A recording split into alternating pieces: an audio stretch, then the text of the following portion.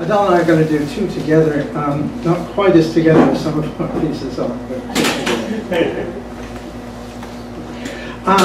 Also hold the applause too if you feel like applauding, don't. That's a good idea. At the end of this, I'll introduce Adelle. If you have to, I'll do her. That's okay. That was fun. She writes haiku. She's got a book.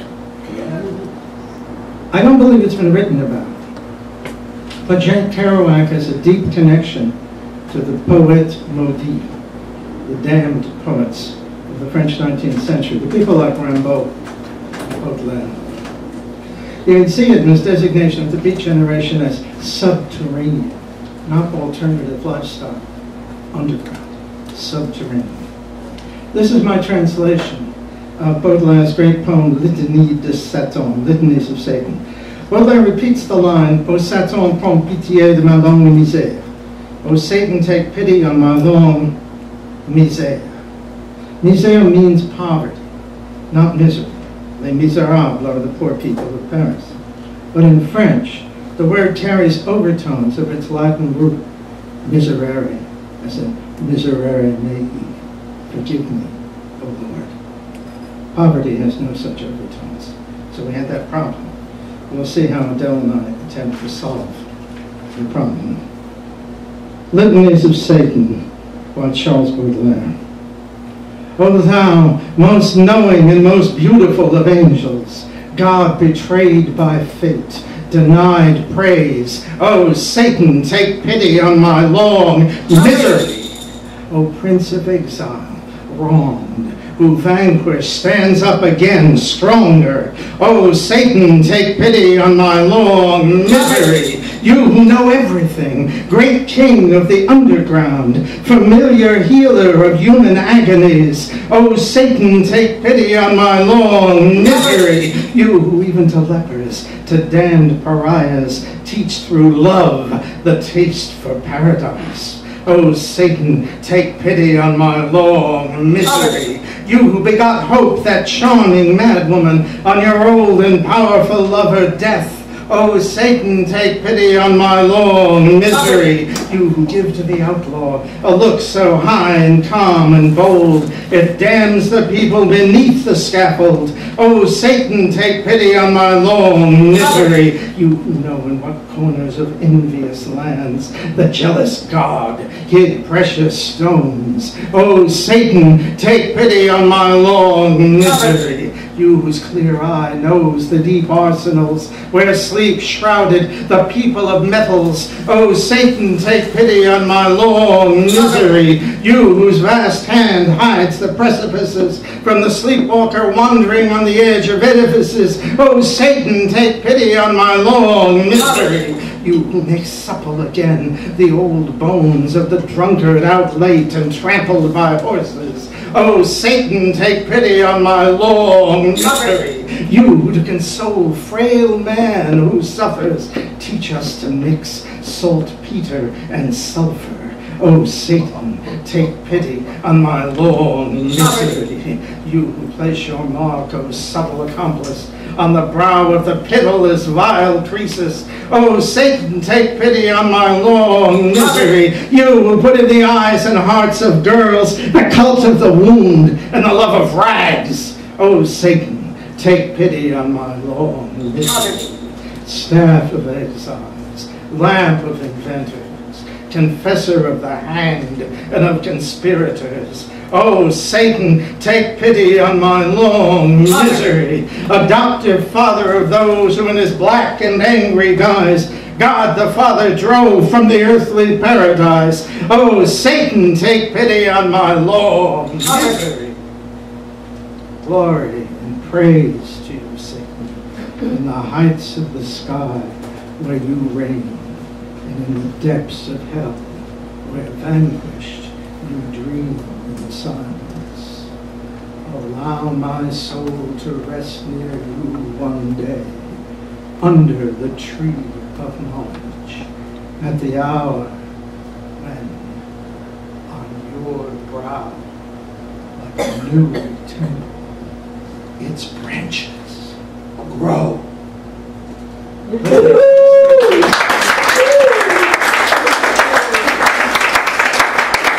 Hold the applause, but thank you.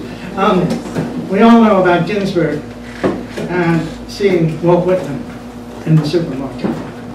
Yes. This is Allen Ginsberg at the mall. It's a posthumous appearance. I saw him first eyeing me from Radio Shack, pretending to look over electronic equipment, but really wondering what hot stuff he might haunt. Since dying, he'd become a chicken hawk. At the DVD store, I accidentally brushed against him. He was surprisingly solid. Excuse me, Mr. Ginsberg, I said, I thought you were dead. Young man, he answered, I am dead. And then he laughed, a big laugh. You expect me to haunt supermarkets or bookstores? I try to keep in style. What's a nice poetic young man like you with a copy of On the Road in his pocket doing in a place like this? Want to see me change? What I had seen was the old Ginsberg of the 90s, hunched over, professorial, and with that funny squint in his eye. Suddenly he was hippie Ginsberg of the 60s, loud, funny, dominant, bearded. He began to sing badly. Death had not changed that, until I was afraid that people would notice us. But actually, no one turned around. It was as if we couldn't be heard by anyone.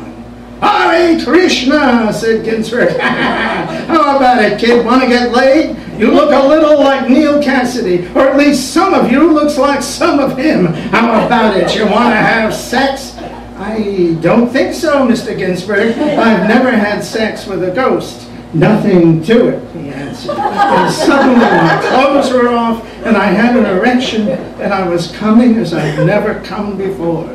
Ginsberg hadn't touched me, and he was still standing there, fully clothed, laughing. How did you do that? It's just a trick we ghosts have. Pleasure is heaven. Heaven is pleasure. You get me?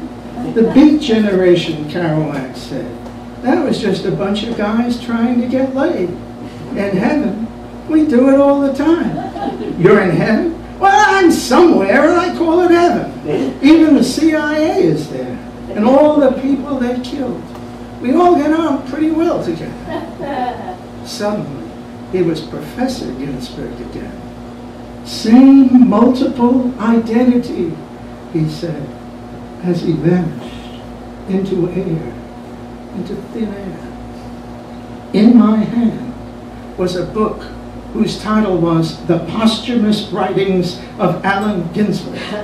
But as I tried to open the book, its pages withered and vanished. You'll have to wait for that volume, said Allen's voice. And he laughed again. Wouldn't you like to have that book? You'll have to write it yourself. Courage, teacher. Oh, poet, have you become an owl of wisdom, a hawk of power, a swan of beauty, a sunflower, a leaf, a bit of sunlight, a worm burrowing in the earth? Have you become immortal? All lives are deceptions. Of ourselves, of others. The only joy is to break through In what may be itself a deception. to an illusory sense of the real. Patterns repeat.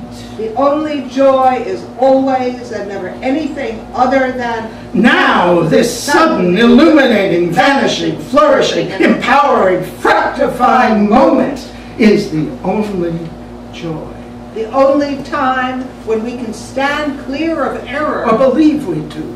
And it is open to anyone, no matter what his her circumstances. It is to experience ourselves not as suffering, Complaining, miserable, happy, dissatisfied, satisfied, terrified creatures, but in the root sense, as beings.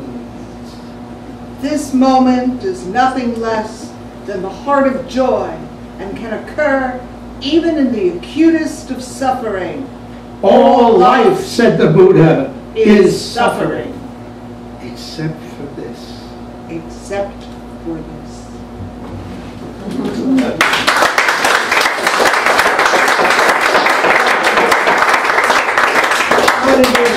haiku sequence now. It's called At the Lake, which is Lake Merritt in Oklahoma. A thin mist rises from the still shining waters as the day begins. Ducks move in a line, strong scent of freshly cut grass, sunbursts on the lake. He strolls as he sings a sweet Chinese melody to his fluffy dog. And then this morning, a splash of red and yellow, singing in the trees. Up on her skateboard, she applies her mascara, cigarette in hand. As I round the bend, Cathedral of Christ the Light, Good Friday morning. Back to where walking in time to the music. She walked as she sang. Oh, my Father in heaven, have mercy on me. Thank you. Mr. Herring.